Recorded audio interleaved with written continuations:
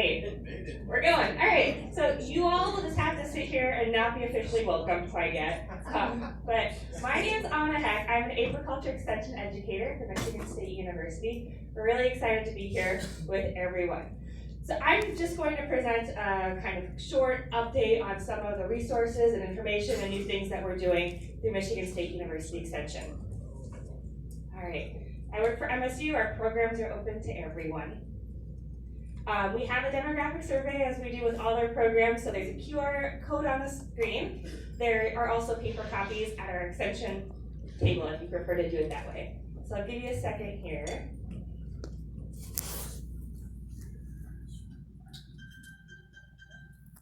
Thank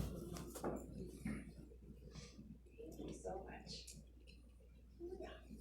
All right, so I'll move along, but I'll show this slide again at the end if you missed it.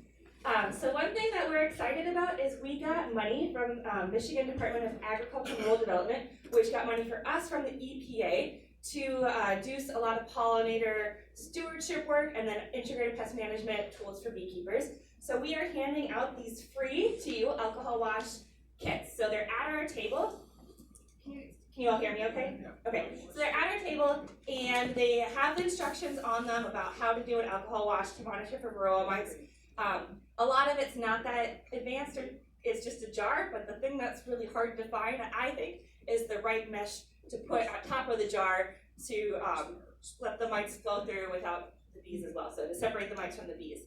So those are free. Please pick one up if you're interested. And it has all the instructions on how to do an alcohol wash in case you forgot it. Or in case you forget by the time you do it again next year in the spring. All right, so our website is pollinators.msu.edu. We list our events on our website on the events tab. And then we also have a newsletter that you can sign up for. So this is an email newsletter. It normally goes out about every other week. It has all of our upcoming events and recent articles or resources that are relevant to beekeepers or people who want to support pollinators. So this is really the best way to stay connected with us is by signing up for our newsletter. And so there's a lot of different extension topics you can select from. We're the Pollinators and Pollination newsletter. Now I'm just going to go into updates about some of the stuff that you'll find on the website. So we haven't announced it yet, but the Heroes to Hives next year's program is going to be opening up soon. So the 2024 program is expected to open up for registration in November. This is a program that's open to veterans, reservists, active duty or National Guard members, or the U.S. Armed Forces. And then they're allowed to enroll their adult family members. And so we expect that registration will be open in November, and that's run through Michigan Food and Farming Systems. Michigan Food and Farming Systems is now running the online program for Heroes to Hives, and then Michigan State University provides in-hive workshops for people in the program. I'm also going to share some other extension topics that are maybe relevant to beekeepers. So if you as a beekeeper or through your other farming businesses, use farm labor, you might be interested to know there's a Farm Labor and Michigan Agriculture Conference coming up on November 2nd, and that's in East Lansing, and it has a lot of information on labor issues as they relate to ag. There's also a workshop coming up, it's called Savvy Tips for Starting a Small Business. So this is specific to beekeepers, but if you are a hobby beekeeper and you're thinking about turning it into a small business, sign up for this webinar where someone who actually has business experience can tell you some savvy tips. And then another thing that our farm business educators really wanted us to share is that, I got ahead of myself. So this one is about pesticide applicator licenses. So if you are a pesticide applicator or you want to get a license, maybe you're doing pest removal or you are interested in it for other reasons, there's a lot of information from Michigan State right now about in-person testing with review sessions and online testing. And then this is the one from our farm business educators. And I'm going to basically just review it because this is outside of my expertise. But the Corporate Transparency Act is an anti-money laundering law passed by Congress in 2021. The CTA, passed with bipartisan support, requires most businesses to report information about their owners. This includes many types of farm businesses. This information will make it more difficult to illegally hide assets. Beneficial ownership information must be reported for most businesses, including single-member LLCs, during calendar year 2024. Failure to report can lead to serious civil and criminal penalties. So this is, as I understand it, a new thing. It's something that we can start reporting on in 2024, but you have to report in 2024 if your business is defined the way that this policy defines it. There's a QR code and they explain it really well, and also MSU Extension has farm business educators who will answer all of your questions about this topic.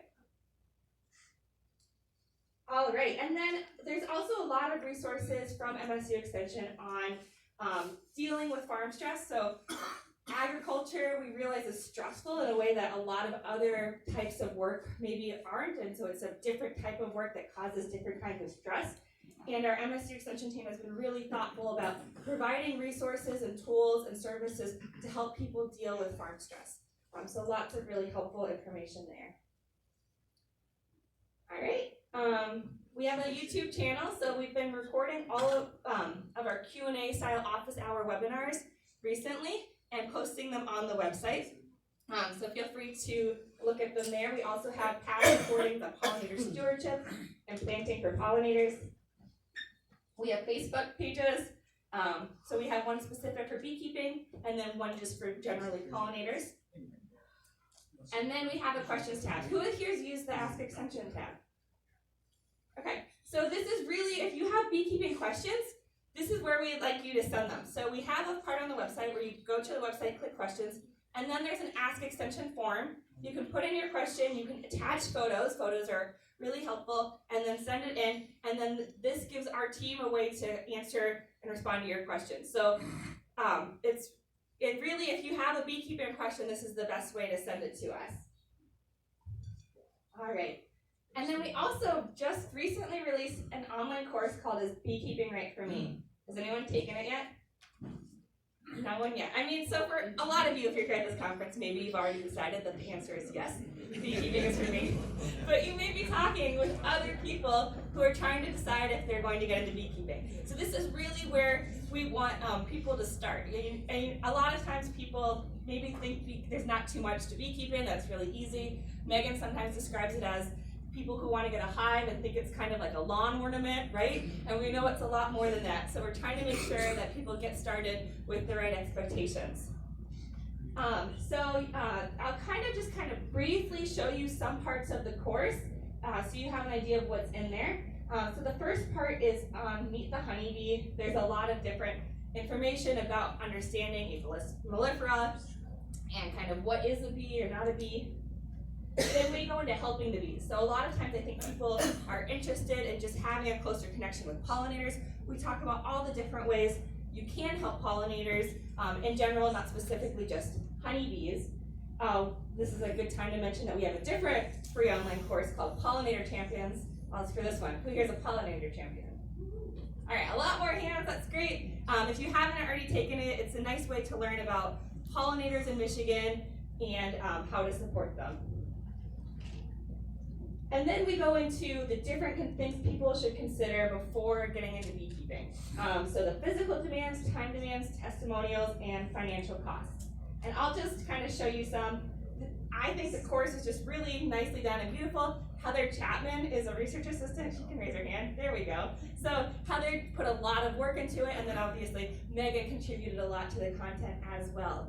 But we go through the different kinds of considerations in terms of the physical demands of beekeeping, lifting, the environment, kind of what people need to think about or what accommodations they might need to make.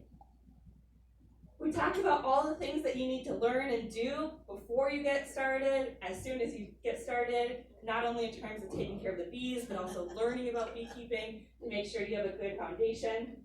So kind of talking about, making sure you're going to your local beekeeping club meetings and finding other resources. And then we have some real testimonials from people. So these are from emails that people have sent us about whether their decisions to start beekeeping or to get out of beekeeping. So like for this one, this person says, to me, beekeeping initially seemed like it fit well with that ethos that they had a couple of years into beekeeping. However, I learned that keeping bees is not a conservation activity. Rather, it was akin to raising livestock. Whereas this person said last winter, my bees made it through the winter. For the first time, it was my 7th winter. So, you know, talking about the different kinds of experiences that other people have had. And then we also have talk about the cost of beekeeping. So everything, you all are probably too familiar with this, but a lot of people who haven't started really don't know what it costs to get started. All right, so, and then the last thing we end with is just a pledge to help pollinators. So we ask anyone who's taken this course to make a pledge to do some kinds of actions to support all pollinators. All right, so I'm gonna wrap up soon here, but this is our evaluation survey for the conference today. So if you wanna give feedback at the end on the different sessions, feel free to do the survey. You probably don't wanna do the survey right now because you haven't really seen the whole conference. But please give us feedback. This is from the Michigan Beekeepers Association's Conference Planning Committee. We especially want feedback on if you have ideas for topics or speakers for future conferences. I'll have this QR code also at the MSU extension table outside, so if you don't pull it up now, you'll be able to see it there.